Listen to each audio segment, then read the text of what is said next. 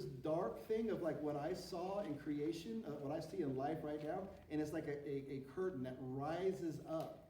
And when the curtain rises up, I see a full light of what he's actually doing in creation right now. And it's like there's a veil of carnal thinking that's lifted when you surrender to his rest, that you then see the spiritual realm and you see exactly what's happening. And when you actually see it, you're at rest. You're like, God's got this.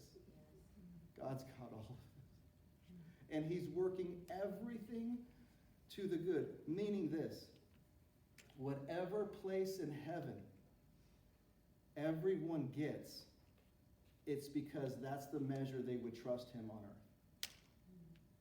And every person who goes to hell is because they refuse to trust him. When you see what he's doing, you see that zealous, eager glory filling every opportunity to turn hearts to him.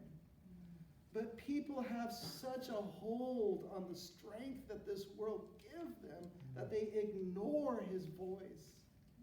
I shouldn't say everyone, but people ignore his voice and remain secure in what they do.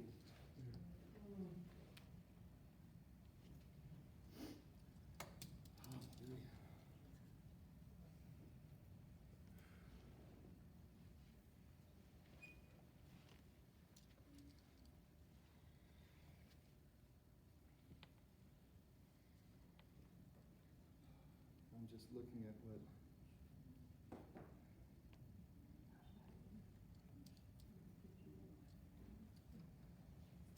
do you guys remember the story where Jesus was up with was it Peter, James, and John in the Mount Transfiguration, and they saw him?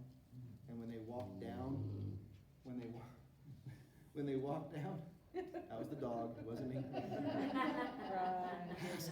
Wasn't me. They walked down and they came to a crowd where the disciples were, and there was a man that was upset, or just, he was still there with his son who hadn't been delivered yet. And he said, I came to your disciples, and they could not cast out the demon from my son. And so Jesus starts talking to him, and he says, verse 19, Mark 9:19, he replied to them, you unbelieving generation, how long will I be with you? How long must I put up with you?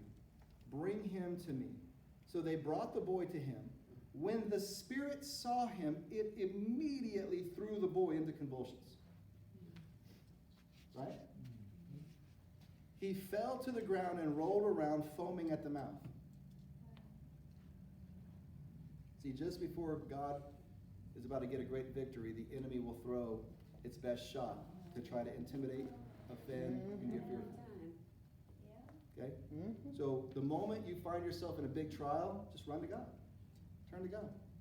Because he's about to deliver you from something big. And Jesus says, how long has this been happening to him? And Jesus asked his father. From childhood, he says, that many times has thrown him into the fire or water to destroy him. But if you can do anything, have compassion on us and help us.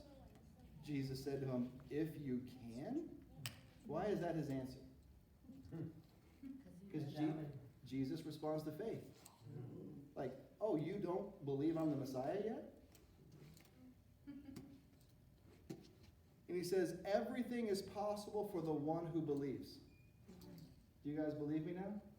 Do you believe the word now? Because to the measure you believe. I loved at the Todd White meeting, Dan Moeller said, there's no super Christians. There's just greater faith. Oh, yeah. Yeah. There's just greater faith. That's it. God's not a respecter of persons. And immediately, Jesus said, everything is possible for the one who believes. Everything. Now, John and James said, hey, these Samaritans, they disrespected you, Jesus. Shall we call down fire like Elijah did? Well, I thought whatever you ask, you get. Jesus says, you don't know what spirit you're of. So here's what this means. Everything is possible to reveal the glory, the nature, the ways, the power of God to those who believe. But we will always be limited to his nature. Praise God. Limit